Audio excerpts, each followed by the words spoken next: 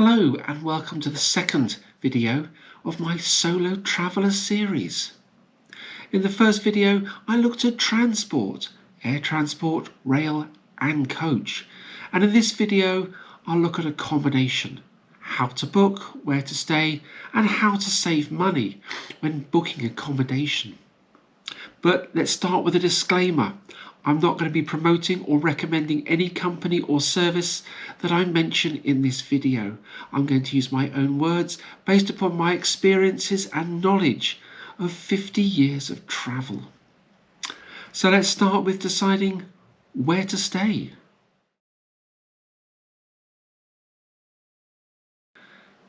Now that we've decided where you're going to stay and how long for, it's time to see what type of accommodation is right for you for your trip or section of a longer trip. If you're staying in a rural setting, then your options may be limited and the costs of accommodation may reflect this as well. Staying somewhere else and travelling to where you want to be by public transport may well work out cheaper. So the best prices are usually where you don't want to stay. Look carefully at your itinerary and stay in a convenient place. Stay in the suburbs of a city and commute into the centre via the metro, tram or local buses. All cities around the world have great public transport on all of those. So you have an option of selecting the best public transport for your needs and the right ticket for your needs as well. Stay in a nearby town, perhaps one that's non-touristy. These locations are often cheaper. And look at the costs of trains or buses for commuting to where you want to go. The savings can mount up. I recently stayed in Bucklow in Bavaria. Bucklow has some great railway connections to so many places, and it was cheaper for me to stay in Bucklow and commute for my day trip to Fussen rather than actually have accommodation in Fussen itself. I was unable to get a train from Kempton direct to Fussen, so I had to travel via Bucklow, and the cost of the trains and the accommodation in Bucklow was cheaper than actually trying to stay in Fussen. So I only had one day in Fussen compared to the several that I wanted to stay there. It just worked out too expensive for me on this occasion to stay in Fussen. So I opted for Bucklow, and that was a very good decision. Split your accommodation. Opt for a shorter stay for a few nights in one place and then a longer time somewhere else. The average cost of the accommodation might work out cheaper as well. Be flexible on where you stay and for how long. There are big savings to be had.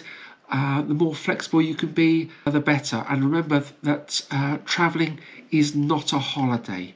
There are huge differences between holiday and travelling.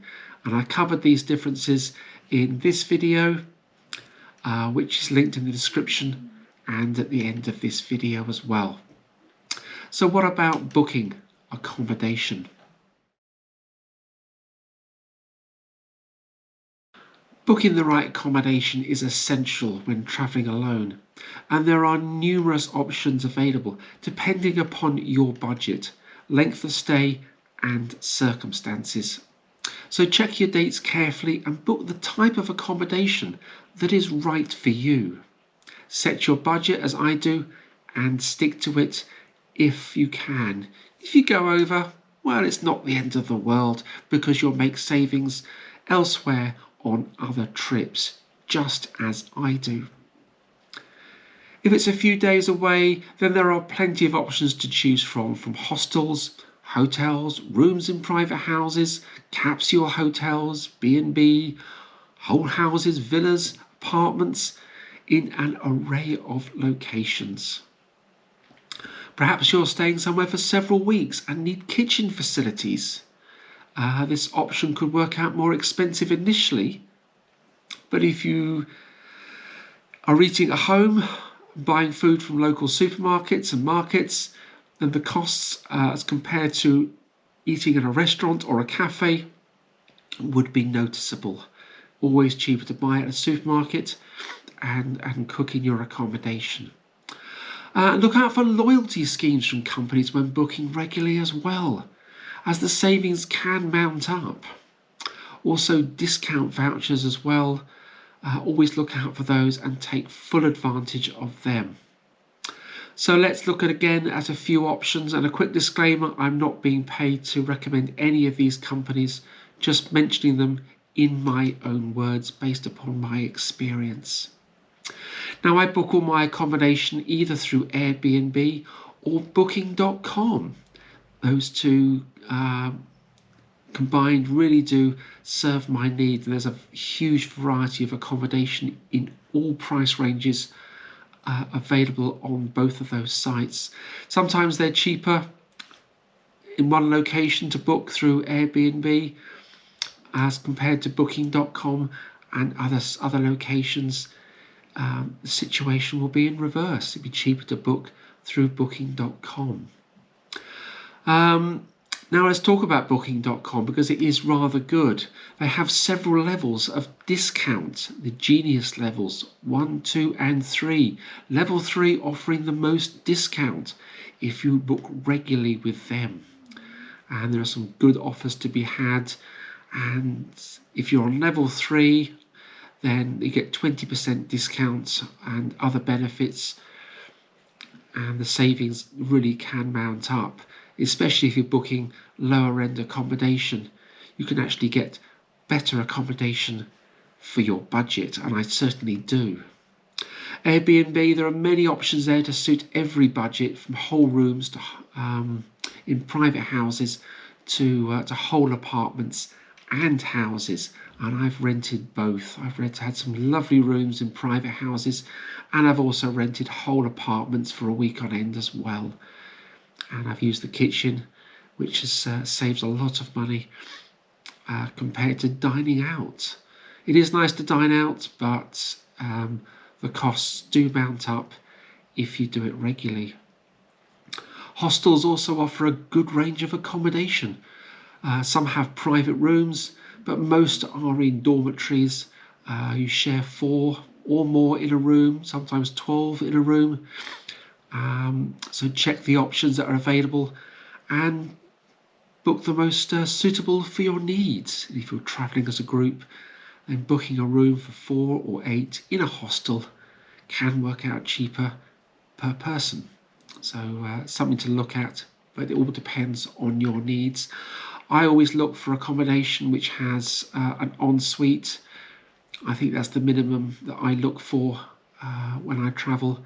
But saying that, I have booked accommodation in the past which has had a shared bathroom facilities, and some have been very acceptable indeed, and I've had no problems sharing with the host at all when booking through Airbnb.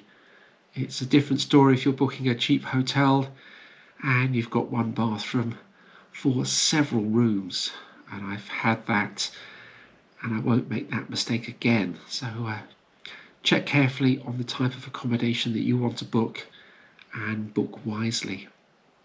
Couch surfing is another option as well. There's an app for that. People advertise their sofas and you literally just sofa surf. I've not done it myself. It's not something that I would probably do, but I know people who have, and they've had some great accommodation and met some really fun people along the way, and I dare say that at some point I may well give that a go myself. Capsule hotels are very popular. To me, they're just like coffins, just too claustrophobic to be in a capsule hotel, but people do stay in them, and they have all the amenities in a tiny little capsule. But it's not something that I could stay in due to my claustrophobia. But each to their own, I suppose. Overnight travel, night flights, overnight coach or overnight trains. Very good way of getting around. Often the best prices are travelling across the night. on sleeper trains or on long distance train and coach. You pay your money, it takes your choice as to which option you have. If you book a cabin on a train, or you take a chance on one of the standard seats. It's a very good way of combining accommodation and travel in one, and if you do it regularly, the savings can mount up. And if you're doing long distance flights as well, if you're flying east to west, Hong Kong or Tokyo to London, for example, on a night flight, then I've done that many times from Hong Kong to London. Left Hong Kong around midnight, and with the time zones, I've arrived in London at around 6 in the morning, sometimes earlier. And that's a great way to sleep on the plane and save money on accommodation. If it's for one night, does it really matter where you stay? Just book the cheapest. You can always arrive late and leave early. Cafes and fast food restaurants are often open very early, as they are in railway stations as well. So I've had some pretty dire accommodation in my time, and I just couldn't wait to leave in the morning. You just couldn't wait for the time to pass fast enough. But sometimes needs must, and as I say, if it's just for one night, we can just slum it. Does it really matter? So just book the cheapest. And you can get accommodation for about £10, €10 a night.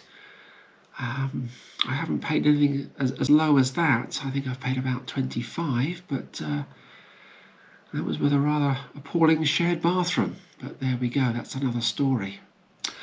If you meet up with other solo travellers as well, look at pooling resources on accommodation to save money. That brings me back to those hostels again, or accommodation which has several rooms. Maybe that's a good way of saving money as well. There are a lot of options, and I know people that have slept in the open air in a park, found a quiet, safe place on warm nights as well. And if you're running out of money, then needs must, then people do. People just sleep somewhere in the open air, on the beach or by a river or wherever. Going away for long periods of time, moving around using multiple accommodation options might offer better deals and reduce your average spend per night. I always work on an average spend on my trips. If I go over for one or two nights over my budget, then I can make up that difference by having some cheap accommodation elsewhere. So just select the best accommodation for your needs at that time. I just look for a quiet room with an ensuite, and I usually find what I'm looking for around about the £50 mark or less per night.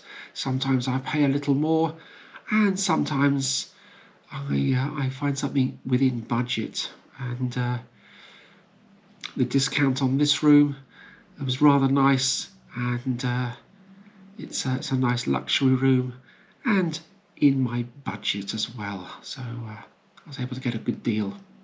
Always book in advance, especially if you're travelling to numerous locations in one trip. And as I've already mentioned, check for offers and special deals and shop around to get the best prices. And compare various booking platforms as well, and seeing which is the cheapest. Always use a credit card for payment, which gives better protection if things go wrong. I once had a host cancel on me using Airbnb, and Airbnb were really good and helped me out with a little discount, and I was able to rebook accommodation very quickly without too much fuss, and that was excellent. And again, I used a credit card, so I was able to book something without having to wait for a refund. Have instant funds to book more expensive accommodation if that's all that is available. Always have a credit card, and if needs must, then spend the extra, because you can always make savings elsewhere in your trip and itinerary to bring your average cost per day back within budget. And if you stick to your budget and pay less, then you have an option of upgrading if necessary. Should accommodation options be limited where you're going? They certainly were in Bucklow, but I did find some nice accommodation there. And I was quite happy to pay more as well because it was such a good location. And as I've already mentioned, I set my budget, which is currently at £75 per day for all food, drink, entertainment, local transport and accommodation. And it just amazes me sometimes just how little I spend. But occasionally I do spend more as I've needed to, but I've never spent more than my limit, which is worked out at my total spend for the trip divided by the number of days. So a 10-day trip away for me is £750. That's 10 times £75, or the equivalent in a local currency wherever I'm going. And there are always savings to be had.